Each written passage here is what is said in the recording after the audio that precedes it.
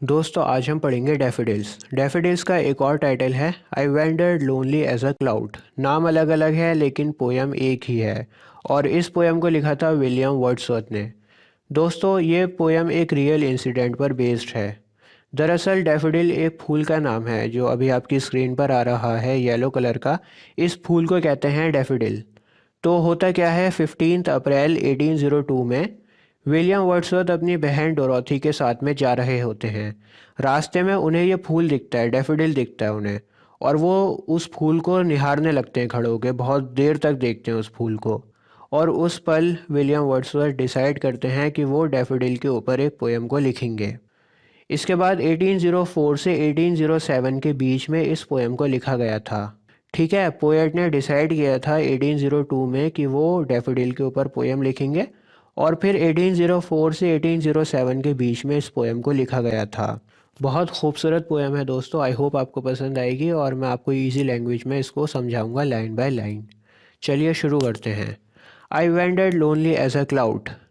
Wordsworth कहते हैं कि मैं अकेला घूम रहा था बादल की तरह। वेंडर का मतलब होता है भटकना या फिर घूमना। तो जिस तरह से बादल इधर से उधर घूमता रहता है, भटकता रहता है, उसी तरह से मैं भी घूम रहा था। That floats on high over valleys and hills. और मैं अकेला घाटियों और पहाड़ियों पर घूम रहा था। When all at once I saw a crowd. घाटियों और पहाड़ियों पर घूमते घूमते अचानक से मेरी नज़र एक भीड़ पर पड़ी। A host of golden daffodils. मैंने एक झुंड देखा गोल्डन डैफोडिल्स का, बहुत सारे सुनहरे रंग के डैफोडिल्स मैंने देखे। Beside the lake beneath the trees. और वो डैफोडिल्स का जो झुंड था जो मैंने देखा था वो झील के किनारे पर था और पेड़ के नीचे था। Fluttering and dancing in the breeze. और वो जो फूल थे, डैफोडिल्स थे, वो हिल रहे थे, नाच रहे थे हवा से। हवा से वो फूल झूम रहे थे। ठीक है जी, फर्स्ट स्टैंजा में पोएट ने बताया है कि वो इधर से उधर घूम रहा था, भटक रहा था, और घूमते घूमते उसकी नज़र डैफोडिल्स पर पड़ती है। डैफोडिल्स सुनहरे रंग के थे, बहुत ज़्यादा थे तादाद में, और झील के पास में थे, पेड़ के नीचे थे। और वो सभी डैफोडिल्स हवा में झूम रहे थे, माने हवा से हिल रहे थे। Continuous as the stars that shine and twinkle on the Milky Way. Poet कहता है कि वो डैफोडिल्स जो फूल थे वो इतने ज़्यादा थे, इतनी ज़्यादा तादाद में थे, जैसे मानो मिल्की वे गैलेक्सी में सितारों का झुंड चमकता है। मिल्की वे गैलेक्सी में जिस तरह से सितारों का झुंड होता है उसी तरह से ये डैफोडिल्स भी थे। बेसिकली इन दोनों लाइंस में पोएट बताना चाह रहे हैं कि डैफोडिल्स बहुत बहुत सारे थे। This stretched in never ending line. फूल इतने सारे थे जहाँ देखो वहाँ फूल, और ऐसा लग रहा था कि मानो इन फूलों की कतार कभी ख़त्म ही नहीं होगी। जितनी दूर नज़र जा रही थी उतनी दूर वो फूल दिख रहे थे। Along the margin of a bay. और उन फूलों की जो लाइन थी वो झील के किनारे तक फैली हुई थी, झील के किनारे तक वो फूल थे। 10,000 saw I at a glance. मैंने जब सिर्फ एक झलक देखी उन फूलों की तो एक झलक में ही मुझे 10,000 फूल दिख गए होंगे। Tossing their heads in sprightly dance. और वो डैफोडिल्स खुशी से अपने सर को इधर से उधर पटक रहे थे, डांस कर रहे थे, हिल रहे थे। The waves beside them danced. Poet यहाँ पर कहता है कि झील का जो पानी था, जो लहरें थीं, वो भी नाच रही थीं। फूल तो नाच ही रहे थे लेकिन फूल के साथ साथ जो लहरें थीं वो भी नाच रही थीं। But they outdid the sparkling waves in Glee.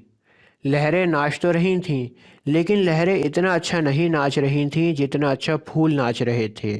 फूल लहरों से ज़्यादा खुश थे, फूल लहरों से ज़्यादा अच्छे से नाच रहे थे।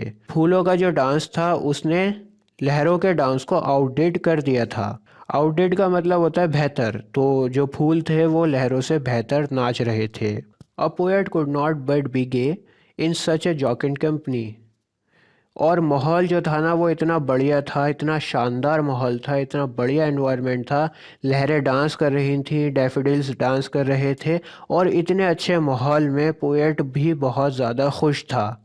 गे का मतलब है यहाँ पर लाइट हार्टेड, या फिर कह लो केयर फ्री, माने कोई टेंशन नहीं होना, कोई चिंता नहीं होना। कहते हैं ना कि हल्का हल्का महसूस करना। तो यहाँ पर कह रहे हैं कि एनवायरनमेंट बहुत बढ़िया था और पोएट भी इतने अच्छे एनवायरनमेंट में खुश ही रह सकता था। कोई वजह नहीं थी उसके पास दुखी रहने की।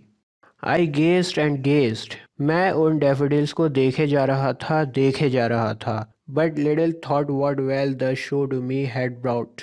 पोएट कहता है कि वो डैफोडिल्स के डांस को देखकर, डैफोडिल्स की खुशी को देखकर इतना ज़्यादा मदहोश हो गया, इतना ज़्यादा उसमें डूब गया, इतना मगन हो गया कि उसने ये रियलाइज़ ही नहीं किया कि वो डैफोडिल्स उसके लिए क्या लेकर आए हैं। डैफोडिल्स फूल जो थे वो पोएट के लिए खुशी का ख़जाना लेकर आए थे। तो वो इतना ज़्यादा मगन हो गया था कि उसने उस खुशी के ख़जाने को रियलाइज़ ही नहीं किया। पोएट तो बस मदहोश हो गया था, डैफोडिल्स को देखे जा रहा था। For often when on my couch I lie, in vacant or in pensive mood, they flash upon that inward eye, which is the bliss of solitude. Poet कहता है कि जब भी वो सोफ़े पर बैठा होता है और उसका माइंड खाली होता है, या फिर जब वो बहुत ज़्यादा सोच रहा होता है, बहुत चिंतित होता है, तब वो उस मंज़र को याद करता है, जो फूलों का जो सीन है, इस सीन को याद करता है।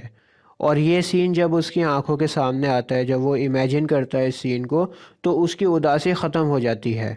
जैसे कई बार हम लोग भी खाली बैठे होते हैं या फिर वरीड होते हैं, लेकिन तभी हमारी ज़िंदगी के कुछ हसीन पल हमें याद आते हैं और हमारे चेहरे पर मुस्कुराहट आ जाती है, हमारा मूड चेंज हो जाता है। तो यहाँ पर भी यही बात को बोल रहे हैं।